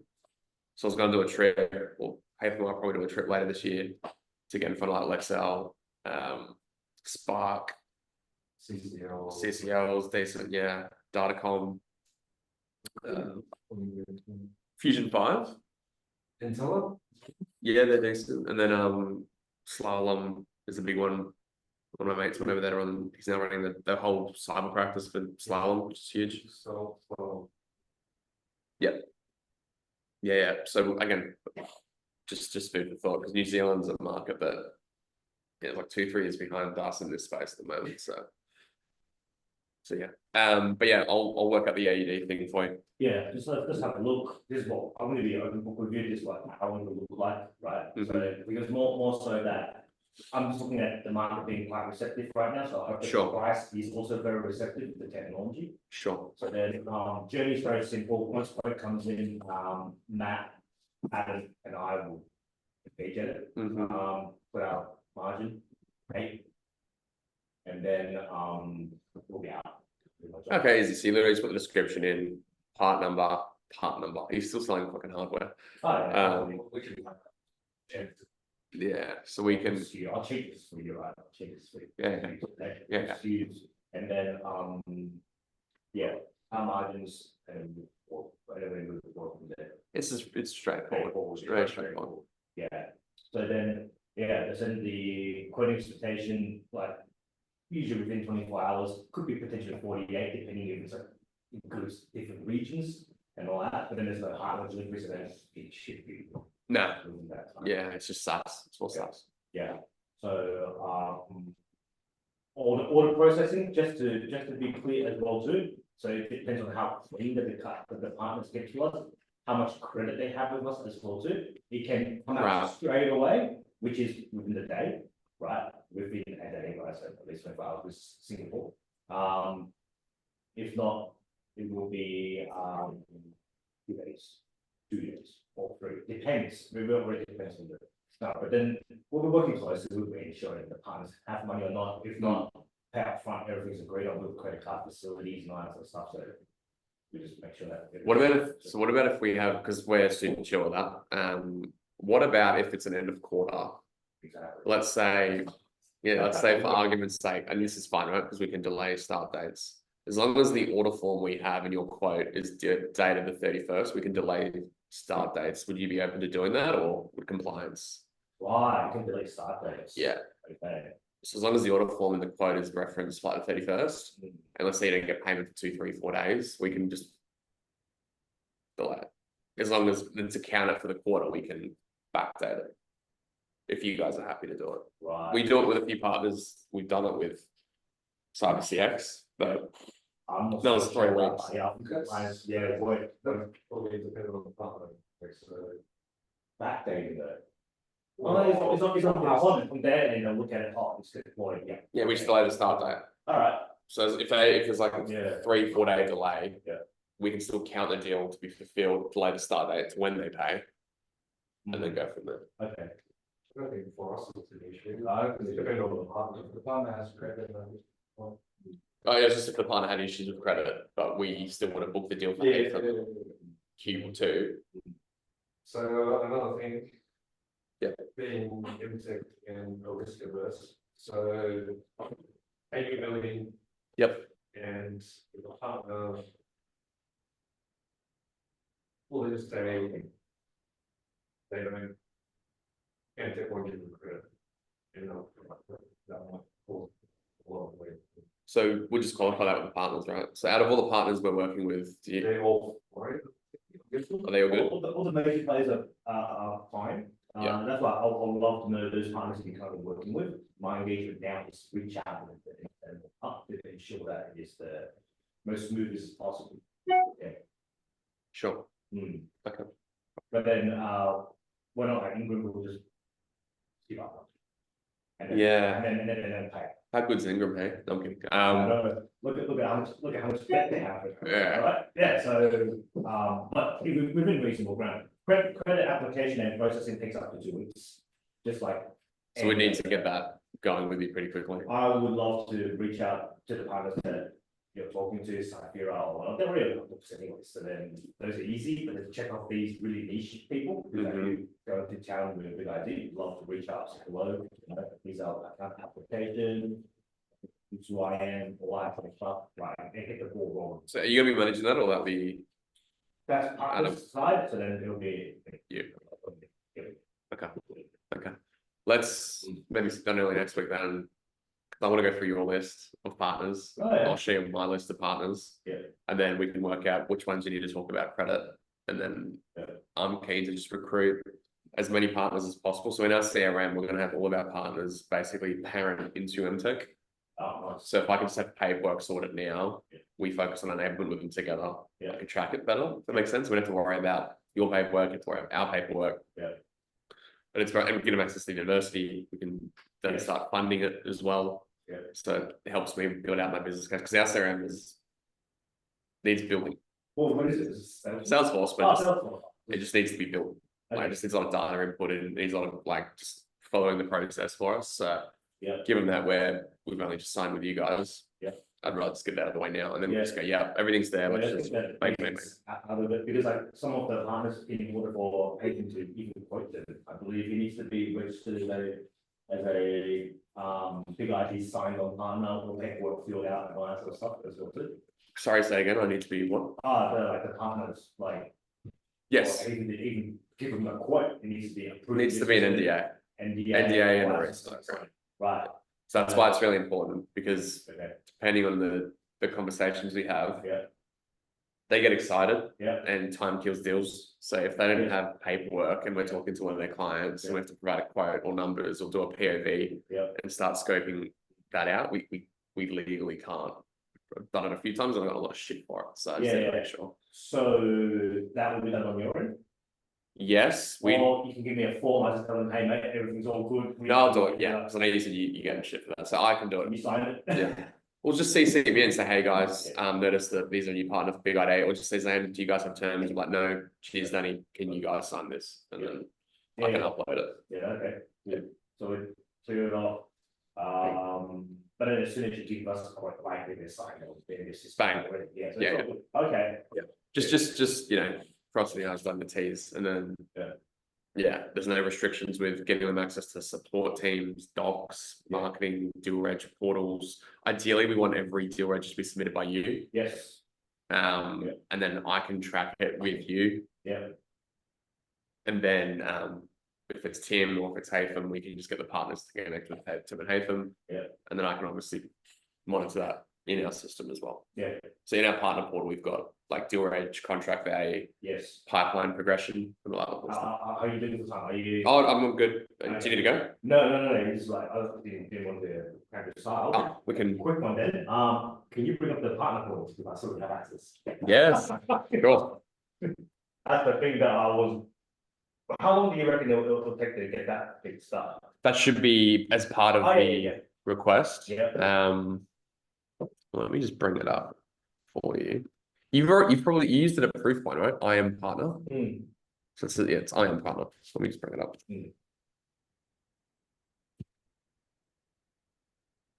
And if the engagement comes through you guys, could you just push it back to us? Yep. For the deal rate, please? Yep. This is for us to, of course, if you guys have time to engage, please do engage, but then if it isn't, I'm happy to engage with it too. So Adam tells me I'm putting the deal rate for these guys, reach out to the partner, boom, start doing all this stuff, right? I'm just going to see if I can find your account. Oh, you don't have access yet. Okay. I'll just share this with you. So did PJ provide you the list of all of our accounts for you to just like, hey, whoever US head office, all these guys in or whatever? Not yet, but I'd love to get that list. So I'm gonna get that over to you this hour. Just get it sorted, Just get it sorted. Yeah. Cool. Okay. So pretty straightforward. It's called I am partner. You guys will have a different looking dashboard where it essentially just shows you deal reg. You can refresh it every, I think, hour, I believe. You'll get notifications per region. So we'll set up that because you're going to be north, which will be, is your north the same as us? Is it New South Wales, Queensland, New Zealand, ACT? Not New Zealand. Okay. So it'll be, right now, yeah, New South Wales, ACT, Queensland, NT, and Pacific Islands. But forget about Pacific Islands. 3G Telecom. It's still, it was 407 anyway, it was easy to pay. But your view will look like this. So all of the, and this is why it's important in our CRM, because every partner that we sign, you'll be the parent account. So all of your partner experiences will essentially be listed here. You can click in, you can log in on their behalf. So let's just say they submit a deal reg without you knowing, you'll get a notification. Good. Yeah. We can also use it if they do submit it. We can go, hey, why did you submit it? Can you give us some details so I can give it to the team? You know, we even have a deal reg approval process. We don't have to follow it, but if we can try to get as close to it. To you, all deal regs? Yes. Okay, you give I understand again. Yeah. Yeah, exactly. If Danny was going to do it, I'll be able to see it. Yes. Yeah. So you guys will all be on the MTech Australia account. So so you'll have admin access, right? So you, I'm assuming, does PJ want access to it? Yeah, PJ. Adam, whoever else you want. And that's you guys plus all the partners underneath you. So it's like a hierarchical structure, which is good. Applicants. So with applicants, this will be great because I would want all of our applicants to be routed to you guys. I don't know if you'll have access to this, but either way, I'll share the application. That'll get created in our Salesforce. We sign them. That'll get routed to your partner experiences tab. If that makes sense. Very straightforward. Accounts that are these are all the accounts that will get deal registered. They'll have obviously state, country, territory. Haytham or Tim's name will be aligned to them. Click into them. It'll say how the deal register's been open for, if there's any progression, and it also links to our Salesforce. So the notes will get transferred across as well. So if partners ask if we do a QBR, we'll bring you obviously into the QBR, and we literally just export this out of our own partner and just present that. Training, this just basically says who's done university training. So when it comes to doing specializations, when it comes to doing certifications on like privacy, on governance, blah, blah, blah, if they're a services partner, this just basically goes, okay, like how regularly are you doing the training? When's the last time you did a services engagement? Blah, blah, blah, blah, blah. If you want to build business plans, we've also got partner journeys. So you can build a business plan for new customer onboarding. These are just ones that have been modified by our ops team. And this is the demo. But again, very, very straightforward. Yeah. For existing customers that want to do upsell, it'll basically pop. This will be a nice cool report, like a dashboard. It'll give you the revenue breakdown, product breakdown. And it'll basically tell you if there's any upsell or cross-sell opportunities. Wow. So if we sell an opportunity with Haytham at Ventia, and there's a 100K upsell, you will get a notification in our partner portal to say that there's an upsell, which is pretty cool, I think. Cool. Yeah. Leads, so we can populate leads with campaigns we've done. So let's say they don't close, we can put them into a nurture campaign, and our marketing team or our channel marketing team will keep sending them stuff that could be of a specific value. Okay. And then we can also assign leads. So every lead that comes into our system inbound into Haytham's patch or Tim's patch, we can go, fuck, we just did a really good deal with Cyberpulse and the insurance agency. This is an insurance that's routed to MTech to give to, what's his name? Paul. Yeah. So that's the portal. Deal reg process is very straightforward. I've got documentation on that as well. If you just go here, and we can share this with, one sec, this thing keeps getting in the way. You can share this with all the partners. Yeah, because with every partner, it tends to just go through every partner that I put on. I tend to put it through this sort of, this is what the portal looks like. They all goes, yes, yes, yes, but then they tend to be like, oh, so that's where it is. You know? So yeah. It's part of the value add on board. Yeah. I'd love for you to run those because they do my head in. I'd rather be doing, yeah, I'd rather do them customer. Yeah. That's why it's squash like, Mitsubishi Mirage, okay? Mitsubishi Mirage. Yeah, so then, any questions about the partner portal and all that? Straightforward. Appreciate it. Love to, you know, run the partners. The next one, very quick one, university. Yes. It looks like a mess to me. When I look at it, all that, is there like keywords there? Let me bring this up. Yeah. Highlight what we should do, what a new partner should do, and then I'll put it through the journey. Done. Let's bring it up. So here's the university. So this is the only one that I've accessed to. Yes, yeah. This is the only university we have. So we're going to try and make it as short and sweet as possible, right? So when a partner signs in, if it's any partner, all that we want them to do is fundamentals. Okay. Which is the first one that pops up. And that's by design. So if you're a salesperson, if you're an engineer, we would want everyone to start with BigID fundamentals, which is this track. And they can then essentially do a self-paced or instructor-led certification. It takes less than half an hour, to be honest. They then do an exam, and then they get their cert. And it's really cliche, but we've got associate and then master. So you can do your associate exam, and then you can do your master exam as well. And this is just a simple sales track right now. Correct. Correct. I would recommend just doing the graduate program, which is just 2 hours, and then 2.5, including the exam. The other one I'll talk about is once they've done fundamentals, and let's say it's Paul, he wants to focus on privacy and security. He can then do, again, self-paced, where he can go through the privacy apps. There's no exam. Getting quite technical. Correct. Yeah. I wouldn't recommend doing this out the gate. Just get them to do fundamentals because it's how to talk to the platform. Yeah. Once we start doing some good deals, maybe we can go, hey, if you want to go into the weeds a bit, because you've obviously proven yourselves, like do this, which is privacy professional. Engineering, we can do these I would recommend doing these as instructor led, where we can get one of our teachers, trainers, to come in and sit down with the partner and go through that. But every engagement, just do fundamentals.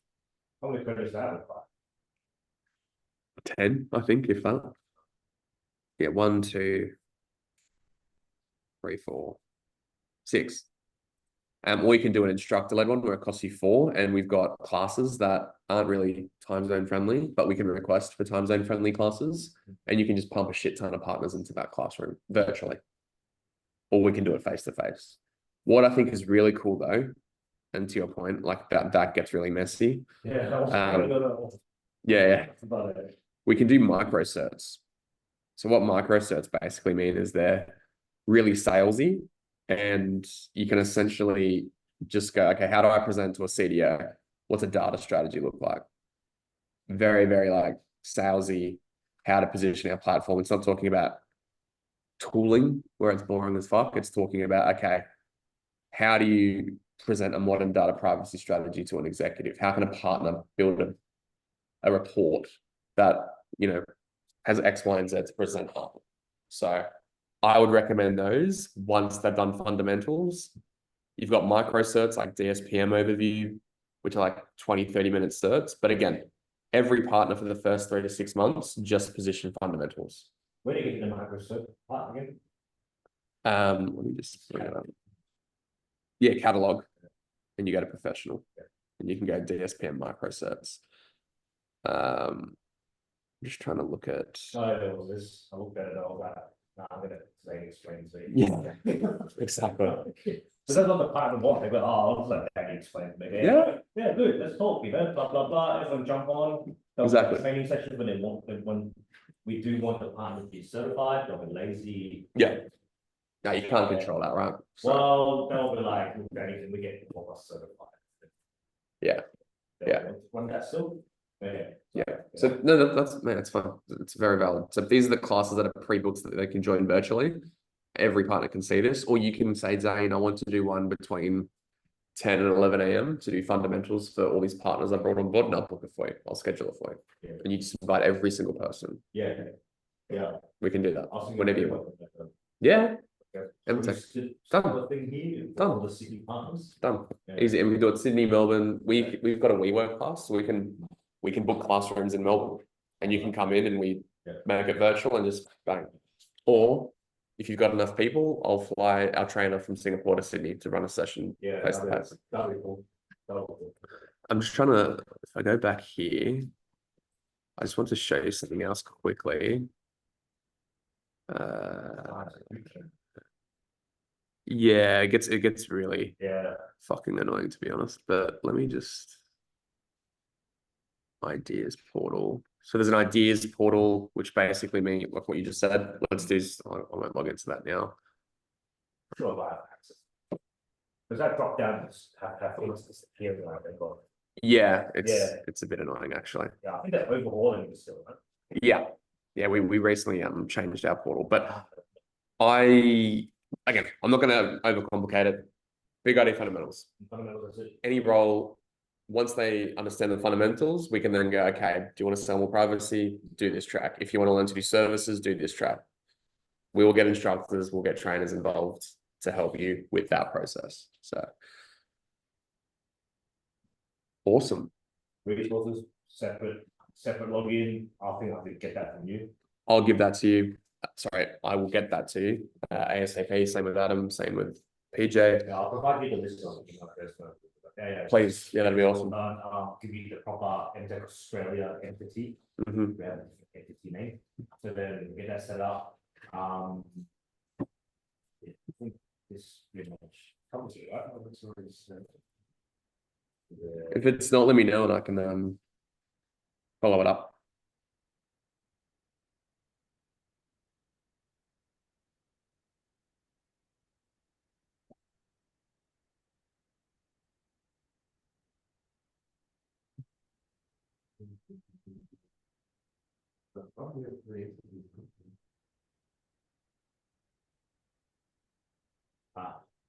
Please. do the introduction to the local marketing rep. Mhm. Get the chance, but we could just to ask them to part, but then we would like to be in the conversation, especially feature. Okay, easy. Let me just writing down this. Oh, so that would break down of items. Okay, awesome. As use cases, yeah, like sales cycle. Yeah, do you guys have any other questions?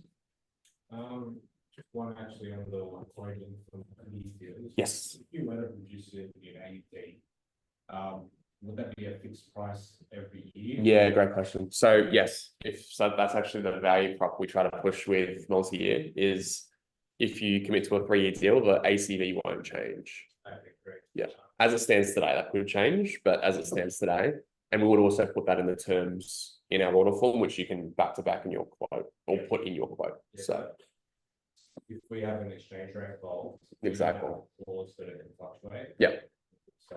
yeah, that makes sense. Would that be the same clause depending on the currency, or would it be different for USD and AED?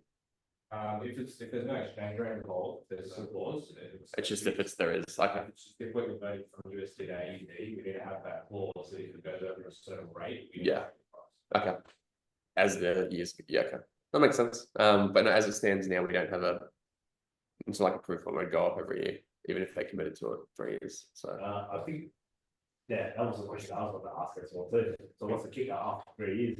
Are we talking about a 15% jump? 5% a year? Okay, so what is it after 4 months? It says how long goes 12 months, is the next year's price. to put in perspective, we usually up our pricing, not up our pricing, yeah, it's around 5. It was like 3 to, it was 3.5. And that was that was 18 months ago as well. So depending on how you time it. Yeah. I'm not trying to sell it to you, but Well, most people are 5 to 10 lately, or last. yeah. I just saw it 12. We're more like we don't necessarily charge more, we sort of restructure our pricing, if that makes sense.